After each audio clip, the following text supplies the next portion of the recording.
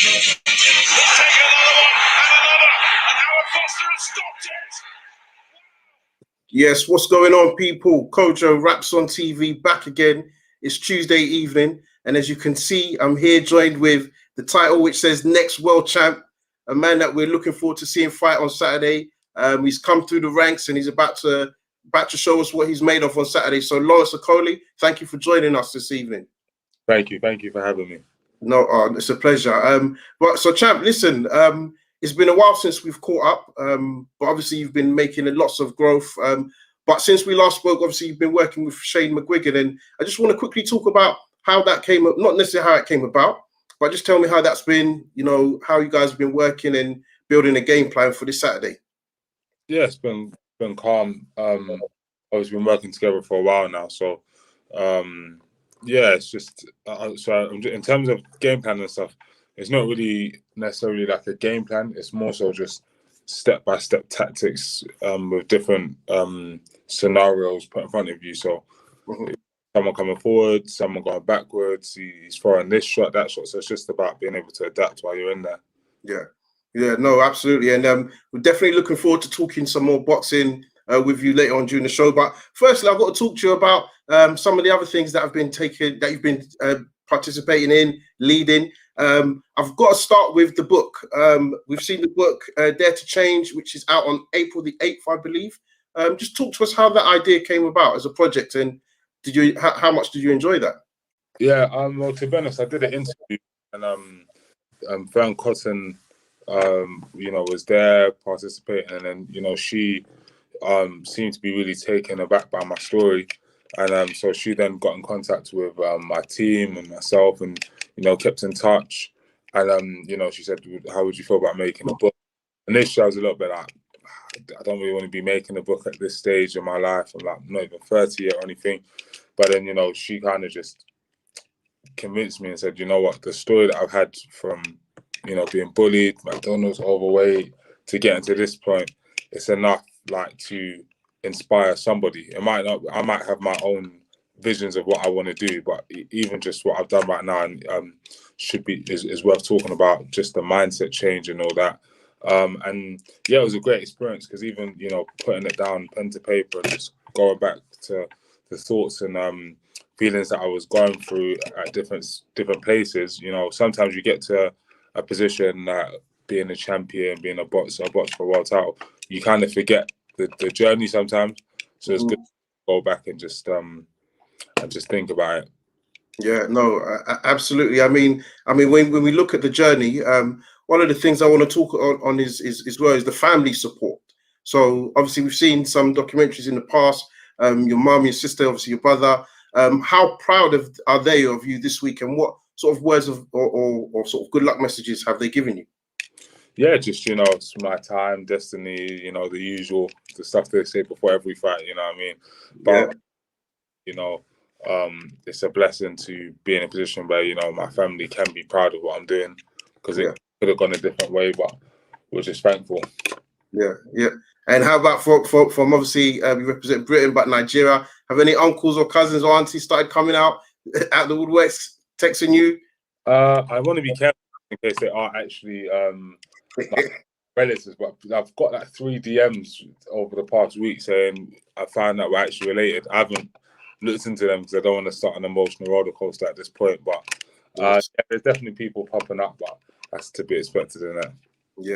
Yeah, no, absolutely. I mean, it is a big week, and leading into that, we saw what I think has it been 2 weeks now? We've seen the music video that's come out, TKO. Yes, I'm up to 2 weeks now. Yeah, 2 weeks, 181,000 views. Big achievement. I mean, how was your mindset?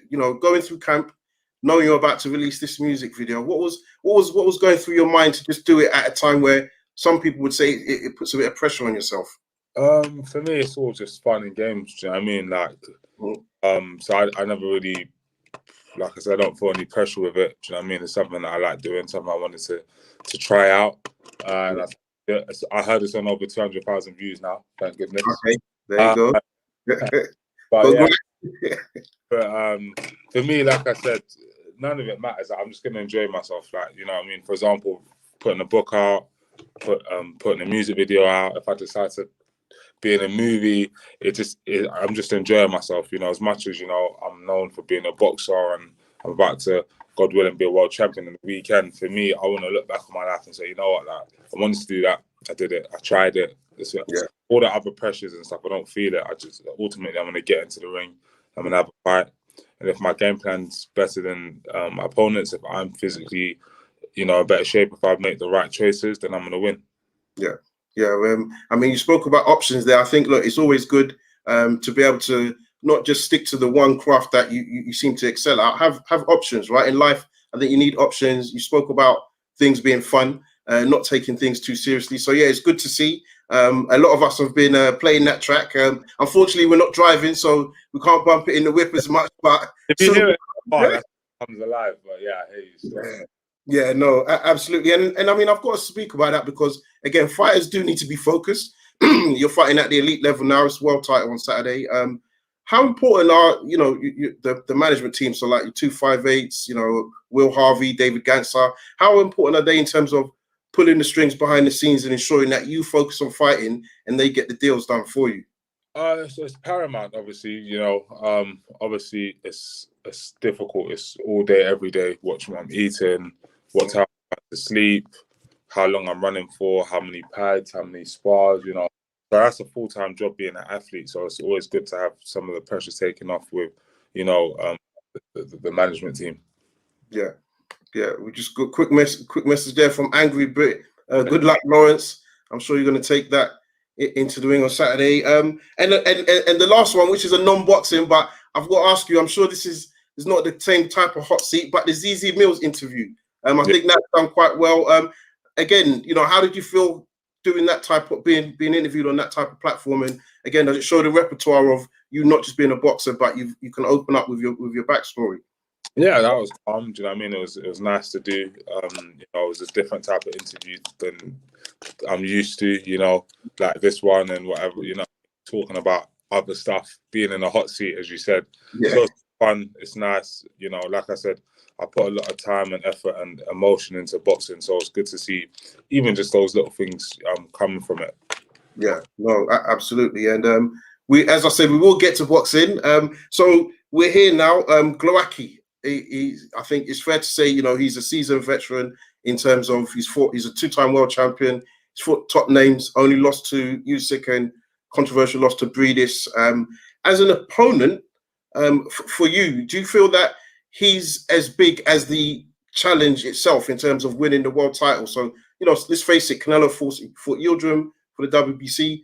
Maybe he's not as big as opponent as Billy Joe Saunders. But do you think in this occasion, you're fighting the right opponent for the occasion to prove yourself? I can only really find out on Saturday, but just from what I've watched of him, he's a very good fighter. He's world level, but ultimately, I think I have more than enough to beat him and beat him well. It won't be easy, because he's going to be obviously a trained fighter, throwing punches back at me. But definitely, I feel like if this was the fight for the European title, we'll take it. Do you know what I mean? So I'm just happy that I'm able to compete for a world title. Yeah, no, absolutely. And just a few comments there. David KD says, and the new Angry Brit says, the more the British public get to see Lawrence, the more he will be taken into hearts of minds of Brits. I mean, how has it been this week, leading into it in terms of good luck messages from the fans or just general comments or criticism on boxing Twitter? How's it been for you this week? What do you seem to feel or see? Yeah, no, it's good. Obviously, I think the reality, not only with myself, but everyone like Britain could have another world champion. Yeah. I'm not sure how many we have at the moment. I think there's maybe four others. AJ, Fury, I don't want to say it in case I forget any, but good to add another one to the list. So I've been definitely feeling the love, getting messages from past champions and people that, are just proud, you know what I mean? Because I think my sort of trajectory and stuff has given a lot of people a lot of confidence as well. That, okay, for example, my other Olympian friends, they've, they were all on our journey, and to see me kind of taking this step up, I think it gives everyone a little bit of a push to go on and get there. So we'll have a lot more world champions in the next year. Yeah, no, absolutely. And I think you spoke about the Olympics there, and I do want to kind of ask, when you were in Rio, and we're 5 years away from that now, moved on now. Did you think it would be you that would be leading that world title charge from your camp? Yes. Like obviously, you never know how it goes, but obviously, we used to laugh and joke about it. Like, I'll be first to win the world title. I'll be 1st. Mhm. I haven't done it yet, so I don't want to, push too hard. But on Saturday, I expect to. But yeah, of course, I expect all of us to do it. So, it doesn't matter what order, but I'm happy to be the first. I was the first one to turn pro, so I had a month or two head start. So Yeah, and I mean, we spoke to your stablemate Josh Glowacki last week whilst he was in the States, and one of the things he did say, along with his good luck message, was that your confidence and belief he felt was probably the biggest, and I think he said a lot of the fighters took to that as well. But he's got strong belief from you in yourself, and obviously he can't be here, but he said he's going to be watching eagerly. So I think, the growth from the Olympics is great. And I've got to ask, you came onto our platform back in 2017. They were doing the Sky Sports documentary. Yourself and Will came down to our studios. And I mean, you probably don't remember that time, but from the year 2017, where do you think you've improved as a fighter from sort of that early days till now? Where do you think the key improvements have been for yourself? Mainly that just composure. Probably a little bit better balance, and I don't know, just a bit more like robustness. So I'm a little bit more robust than I probably was back then. Yeah. A bit, physically, strong. Do you know what I mean? Yeah, and you think it's key that you know how to use your strength in terms of, especially when we're talking about fighting in the inside, right? Do you think it's important that you know how to use your strength at the right times and kind of overpower a fighter? Yeah, and even just knowing I've got that there kind of can help me to sort of punch at distance, because worst case scenario, you know what I mean, I'll be able to get back into that physical inside stuff. But it's just good to have loads of strings to my bow. Absolutely, and you see a message there. Much love, Lawrence. I see you improving fight by fight. I do think that's a very great point. That Jam has made, and thanks for Jam. Thanks for everyone that's joined the live. Because I think if we're being honest, I think after the Chamberlain fight, there was a bit of criticism in terms of not just you, but both of you. And I think some fighters, it's the cliche, but it is, when guys get in there with you, they make it difficult for you to kind of maybe let off your shots. But are these, when I say working on with Shane, but do you work to set up maybe more traps for fighters so that when they're close, it's because you want to be, or is it still a case of... Some fighters are good enough to break the distance and whatever else. So it's more about the decisions that you make once someone gets in close. Shane's obviously made it very clear in training and so on, and just showed through sparring that it's at my opponent's advantage when it gets physical, when I'm leaning on them and it's holding, because I'm not going to knock them out like that. So best to do whatever it takes to get back to medium to long range and land the shots. So yeah, it's that's been a major part of training with Shane, and now it's like I'm trying to turn that into my first instinct. As soon as it gets serious, okay, let's punch, let's get a bit of distance. So it's stuff that I've been working on. Yeah, no, great to hear. And I mean, just a couple of comments. It says ring IQ is far better now, and composure, jab, distance control is on point. So as I was saying, I do think the audience are definitely beginning to warm more to you, and I think you're going to grow your fan base. So absolutely looking forward to Saturday. In terms of Glowacki, the opponent, in your mind, and and I guess also Shane's, what are his strengths? What do you think he does well that you obviously, apart from punch, you need to be wary of? Yeah, so he punches with people, so more dangerous. Obviously it makes you more susceptible to getting caught, but then it also makes him more, susceptible to landing shots. And got good just sort of southpaw sort of movement. So he's quite short, but he ducks down lower. There's lots of little stuff that he does well. create a good package. Do you know what I'm saying?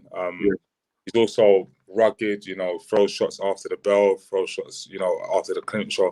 He's ready to fight. Do you know what I mean? So yeah, those are some of his main attributes about it.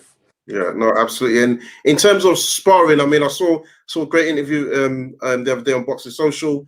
The rumors about or the £500 or the bonus incentives to put you down in sparring. I mean, generally, how has camp been? Have you, you know, from the week 1 till now, have you felt the improvements and have you been enjoying getting in there and training?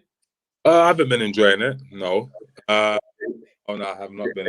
But it has to be done. You know, this has been like a lot of 12 rounders, a lot of like, you know, 4 guys all doing 2-3 rounds each at a time. So everyone's in fresh. Some days are horrible, some days are good. But you know, every day I grit through. So and like basically what the aim is for me not to get comfortable being able to outlast, like for example, if I have 2 sparring partners and they're doing 6 rounds, they might tire, do you know what I mean? But it's not every round's a fresh guy. So that's been good. It's been hard, but it's been good. I've had some good guys in, do you know what I mean? And yeah, it's like I said, it's been solid work. Yeah, and in terms of like, you know, I guess nowadays everything is measured in terms of training and performance. But are you doing things like personal bests, or are there any sort of records you've broken maybe in camp? Or yeah, but the personal, like as in for example, yeah, I have, you know, some weightlifting ones, but it's just ultimately for me, it's like it's more so how you are in the ring. Yeah. You know? So you know, it's hard to kind of tell because I don't track my punches and stuff. But I've been, like I said, I can literally like wake up any day and do 12 rounds. Do you know what I mean? That's the kind of shape that we're in right now. Obviously, fighting, but ultimately, you know, I feel like even I haven't been 12 rounds. I think I've been 12 rounds once as a pro, but ultimately, you know what I mean? Like, it's not something that when I did the 12 rounds the first time, it was a big shock to my system. It just is what it is. Yeah, no, good to hear. And in terms of sparring, I've got to take you back. What is a while now, but their names are in the headline. So I'm just going to show you the picture. And obviously, you sparred with, you was in camp with Tyson Fury in the lead up to his rematch with Wilder. I've got to ask you on a personal note, in terms of boxing, what do you felt you may have learned sparring with somebody like Tyson Fury, or training with someone like Tyson Fury? I mean, it was good, good at the time, and just, you know, well, I remember even just, you know, just obviously what I learned from, I think, you know, obviously he's a really good tactician, you know, being able to move for 12 rounds, you know, that was good. I like that. I like the sort of fluidity of it all.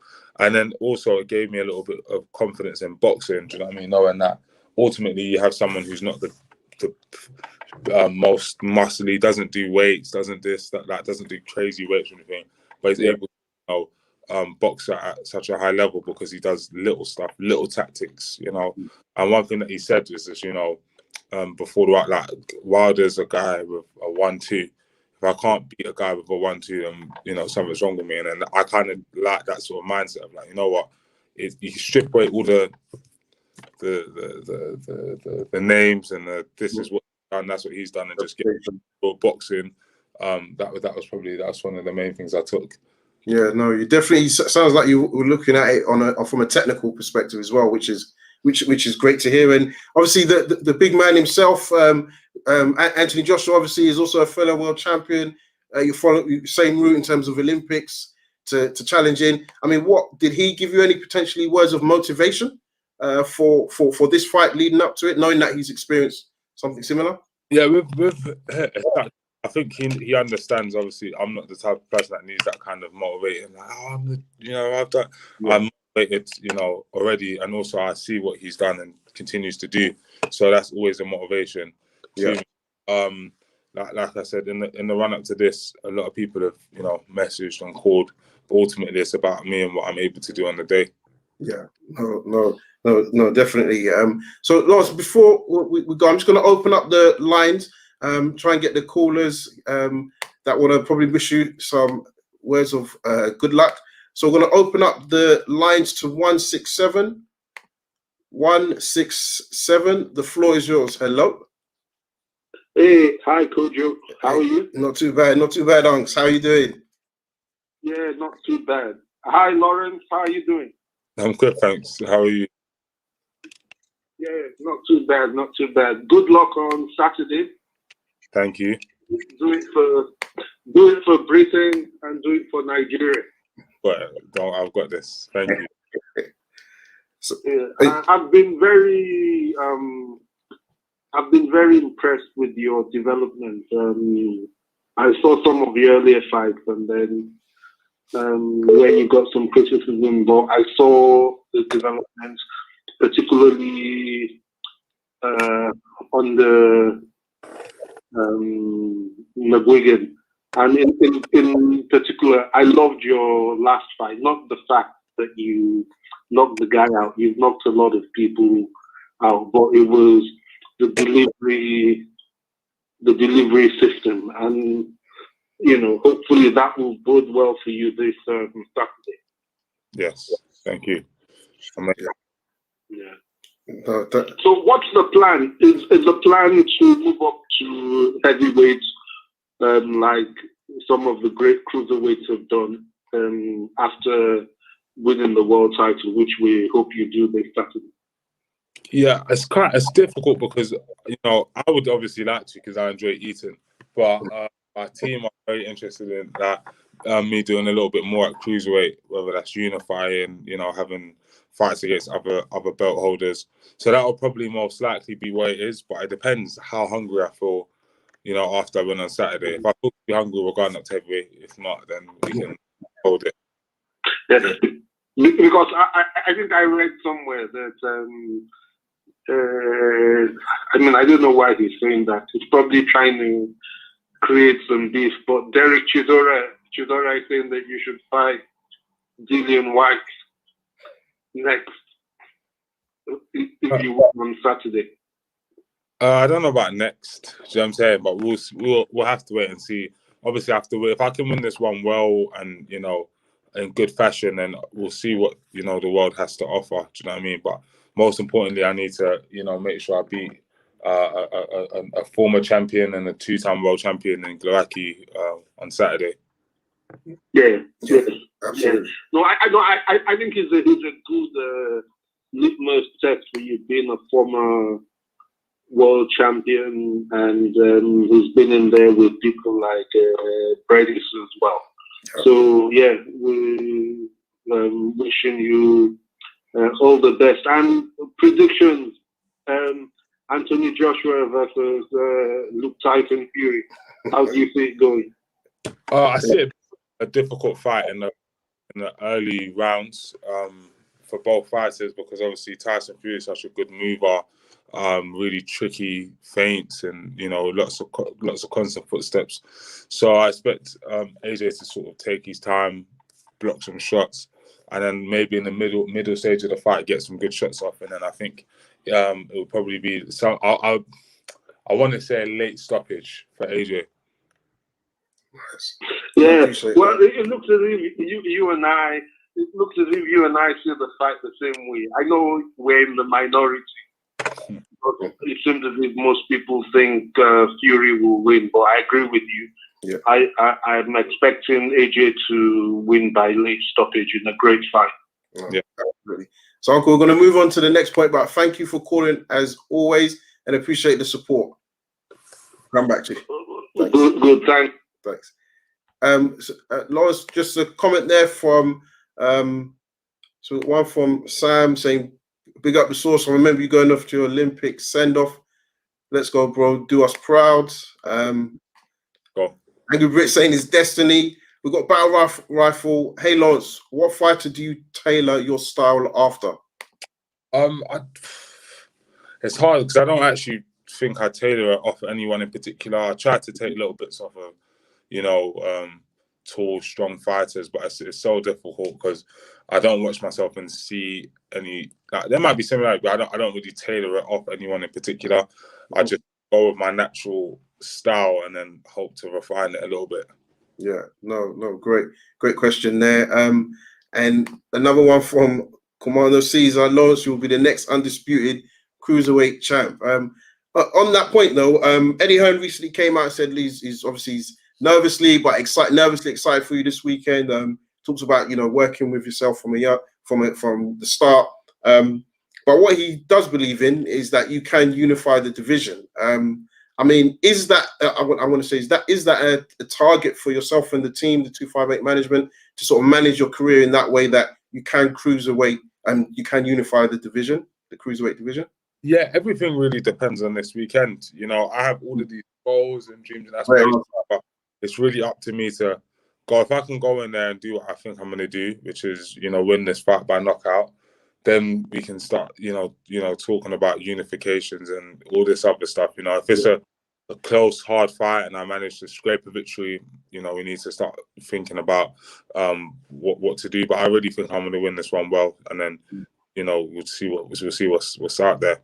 Yeah, and I mean, Glowacki spoke today, and I think he's reported in the Polish media where he believes that his mentality is stronger than yours. He doesn't feel that maybe you've been exposed to this level of competition, and he thinks it's an advantage for him.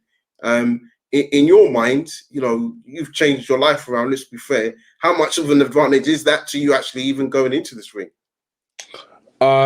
It's nice to hear that that's where his mind's at, and that's where he's gaining confidence from. That's really, really good. Did he actually say that, or was that speculation? No. He said that in the Polish media. Yeah, really a lot of joy. That's really filled me with a lot of joy because he's obviously looking at this fight completely wrong. Looking at it's gonna on Saturday. Do you know what I mean? I'm gonna show him mentality and mindset. I don't know if he thinks the occasion's gonna get to me or he's gonna be land shots that are gonna make me change my mind. Like, I'm so focused on getting this victory, because the thing that I've learned as well is coming from the Olympics to professional is when I was in the Olympics, I was very complacent, very okay, like, you know what, I made it to Olympics. Where now as a pro, I realize every single time I go in there, I have to win. Like, I have to find the way. I have to do whatever. So he'll see. Do you know what I mean? That I've been from the deep end from very early, and although it's relative, the fights I had against Chamberlain, Askin, Watkins, and Garby, all of these things were the life and death for me at the time. So I'm mentally and physically prepared for the challenge that might present itself. I might stop him in one round. But anyway, I was gonna say there was a comment. His headlines from Raps on Lawrence says AJ beats Fury. I think you knocking out Glowacki in one round is definitely going to be a headline. We hope that can come true. I think people you can see there saying you have a level head. They believe in the tools. So I think in terms of Glowacki and Hearn and the ambition, I think you're right. You're speaking quite soundly in terms of, look, let's get Saturday out the way, and then not all will be revealed, but then the plans can really start. I mean, how exciting for you though is the cruiserweight division generally? Do you have a list of names that, okay, yes, should we win, these are the guys I would like to target? Is it just belts, or are you looking for exciting fights as well? No, for me, it's WBA, IBF, WBC, WBO. Those are the only names that really matter to me. Who's got because for me, I just want to have. I want to do enough to have a room dedicated to my accomplishments. If that, British, European, WB, like whatever belts I'm able to win, if I can get 1 million views on a song and I get a plaque for that, whatever. I just want to be able to look back, when I'm, God willing, I make it to my, late 30s, 40s, whatever. I'm able to look back and say, you know what, like when you were young and you had the energy, you were able to do this and that. It'll be great. And I mean, I just last question really. I want to ask you. Obviously, this weekend we got the sad news on the passing of the marvelous Marvin Hagler, a great fighter, a legend for any of us that are affiliated to sport that we know. I know it's different weight divisions, but I mean, what does, when you see this man as a fighter or see any of his fights, what did he represent for you as a fighter? Hard work, dedication, grit, and just quality, and that's world class, obviously legendary class. Do you know what I mean? Yeah. So those things, you know, and that's how you can transcend a sport, transcend a generation. You know, we still speak about all of those fighters with, you know, nothing but praise. And now, even obviously in his unfortunate passing, his, you know, legacy continues to live on, same as the guy behind you, Muhammad Ali. Yeah, no, absolutely, absolutely, real legends and icons of the sports. And obviously, we'll be hoping that you and your stable mates become part of that sort of like echelon of history, right? World Boxing Hall of Fame and all of that. So listen, Lawrence, really appreciate you joining us this evening. I know it's been a long day, so I'm going to let you go off. But before we leave, do you want to, one, say a message to the fans, but two, let us know and let them know where they can follow you, find you, look out for your video and your book, and probably your movie that's coming up. Yeah, thank you everyone for tuning in. Thank you for everyone that shows me support. Tune in Saturday, watch me become a world champion. You can follow me on social media. That's Instagram, just Lawrence Okolie, and Twitter will be Lawrence_TKO. Yeah, man, let's just get it this Saturday. It's time. No, absolutely. So listen, thank you very much. All the best. Good luck with the weigh-in, and yeah, good luck with the COVID test as well. Yeah, that's what big right now, right? Yeah. That's what I'm waiting on right now. Exactly, mate. All right, take care, and thanks again. Take care. Thank you. Appreciate that. So yes, it's just gone. Start Enterprises. Big up Okolie. Boxing Talk, Addy. No, Boxing Talk. We was looking forward to hearing from you. El Emirati, the next Idris Elba, writer, producer, rapper, and fighter. Yeah, no, great interview from Okolie. I think, look, he's definitely got a level head on his shoulders. I think he speaks well. I do think fighting wise, you know, he's going to deliver. And I'm just going to open the lines. 167. Oh, I think I went 737. 737. Raps and sunset, raps and sunset. Yes, Addy, apologies. Nah, it's cool, brother. Don't be silly. Don't be silly. How are you? I'm glad to have you. What did you take from the interview yourself, if that's okay, if I can ask? Yeah, you know it is. Obviously, look, Lawrence is super confident. He should be. I think Lawrence's last few fights. I've always said, look, I love Lawrence Okolie. I know people have wanted to give him stick just because of his inside fighting. I let them look at that. Look at a guy that's cleaned up British and European level without even getting that second or third gear. There's a lot to like about Lawrence Okolie. But we both met him in Saudi Arabia, and I think people don't know how big this man is. Yeah. This man's basically a heavyweight cheating as a cruiserweight. He's huge. But he's confident. And what I like a lot as well is that he tries to do things. Like, a lot of people want boxers just to do boxing, right? It's almost like the LeBron James shot and dribble. I like that Lawrence is things outside of boxing just to kind of keep his mind fresh away from boxing, because boxing is a lonely sport. He's an author now. He's got his song out. This is a guy that's ticking all the boxes in terms of growing his media profile. Yeah. Actually, once he wins that one title, it's all the way for me. Yeah. All the way. There are other good guys in the division, don't get me wrong, but the money division is the heavyweight division, and Lawrence does that. I don't want to clean up a cruiserweight, but if I'm Lawrence, just a couple of fights to prove, and then I go up. Yeah. Because even if you're fighting guys in the top 20 at heavy, you can make some serious money. Yeah. And it must kill him to boil down to cruiserweight as well. So, couple fights up there. If you can't get a unification, go up and meet the big boys. Yeah, no, absolutely. I think well said. And I mean, Addy, I've got to ask you, because you know the last few days have been buzzing. I watched your live yesterday, and I saw your reaction as well in terms of the news, which, although it's not breaking news, it is a development, and it's something to pin our coats on a little bit. Joshua versus Fury has been signed, allegedly. Yeah. It sounds like it has been signed, but we need to wait for a venue and a date. I mean, what's your thoughts on that? Yeah, it is. I just think, like everything, there are stages, right? There are stages to these big fights. Obviously, we're not privy to these stages. We weren't privy before until someone like Eddie Hearn came along. More time, promoters would just wait until everything's done and announced. And Eddie Hearn's like a fan, like ourselves, is excited. And any new stage, he wants to tell us, what stage we're at. And I think we're just another step closer to the biggest British boxing heavyweight fight, or the biggest British boxing fight of all time happening. Yeah. I think fans should be happy about us being a stage closer. The fight is signed. We're now just waiting for a site and look, it's more likely it goes to the Middle East again, or someone's going to be Texas possibly. Wherever it is, we'll be there. Let's be honest, we know we're going to be there because it's something special. Two guys that are still very much live, both of them fresh, no one's damaged goods, all the belts on the line. It splits opinion.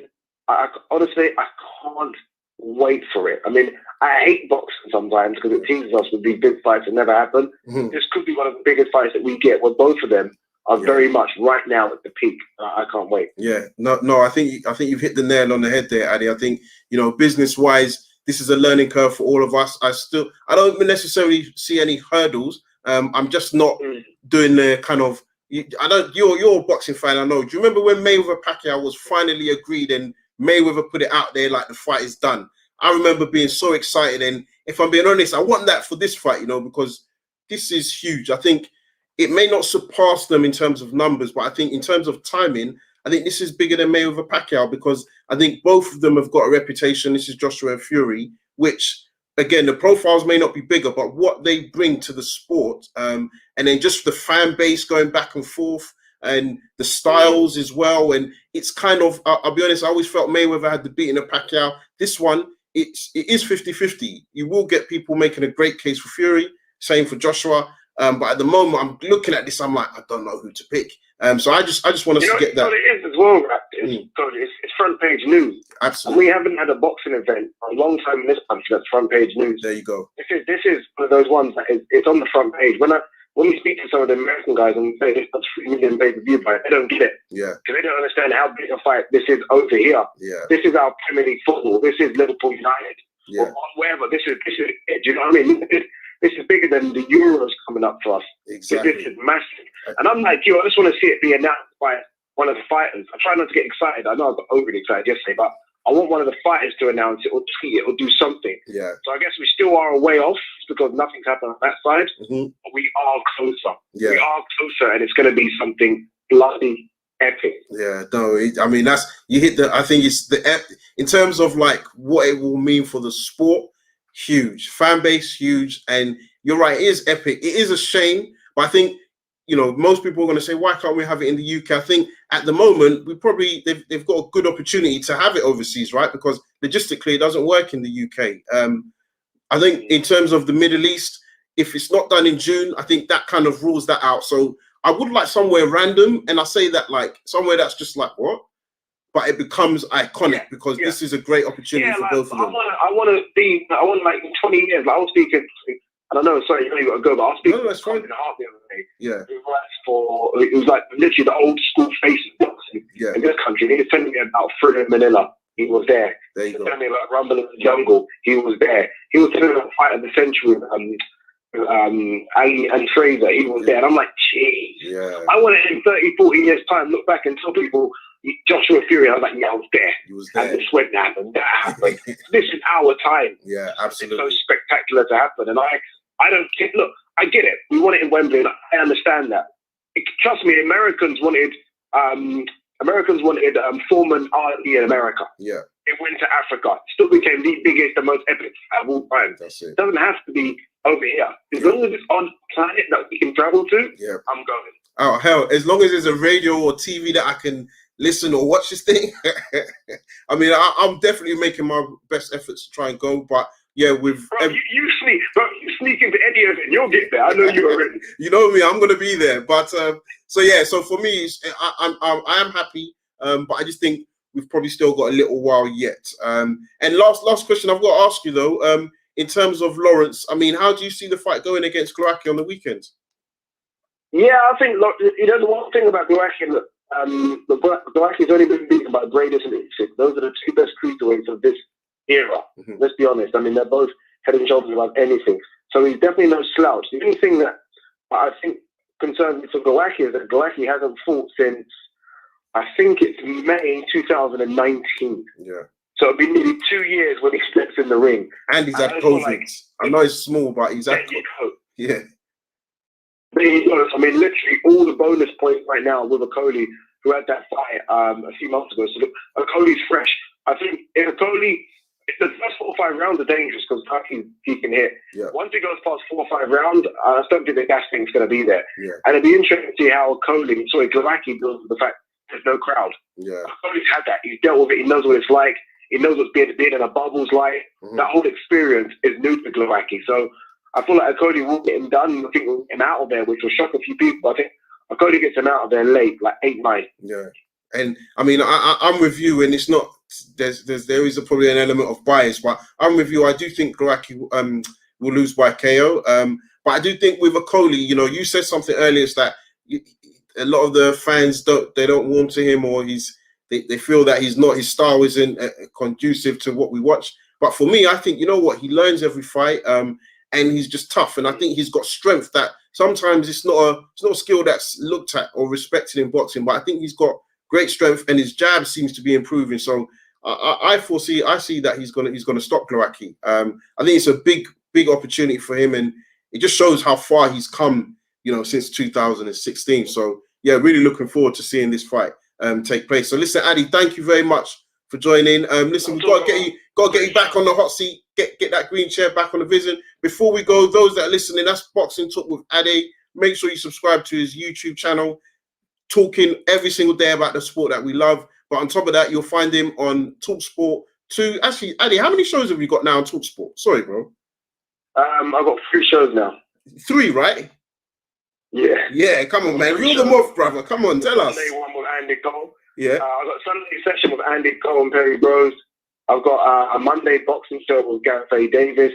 And I've got my show on TalkSport 2 called The Social, Monday to Friday, 1 till 5. So yeah, 3 shows. Keeping me busy, boy. That's what we like to hear. Make sure you guys that are driving, or if you're at home, check out those 3 shows on TalkSport and TalkSport 2. But Addy, please, love as always, man. We definitely got to catch up soon and talk a bit more. Absolutely, brother. Well take care, man. Thank you very much. Appreciate that. Cheers, bro. Cheers. Yeah, guys. So that was the show this evening. I mean, you heard from Lawrence Okolie. We spoke to Boxer Talk with Addy as well. Obviously, we didn't get many callers in the sense. We got Uncle as always giving us support and showing his knowledge. But I do think one of the biggest news we've got to talk about before we go is the Tyson Fury versus Joshua announcement. I think what's also good, which has come out, and I should have raised that, is Frank Warren has come out and said that there was an agreement between all parties involved, that's both sides of the camp, Fury and Joshua, that no announcement would be made. And I've got a level with you. When I saw the news come out yesterday, I was a little bit like, hang on a minute, why is this on ESPN, number one? Because that's Fury's network, not Hearns. I was thinking there's not really been anything official from Sky, and you would have thought Adam Smith and the like would have jumped all over that type of an update to promote on their platform.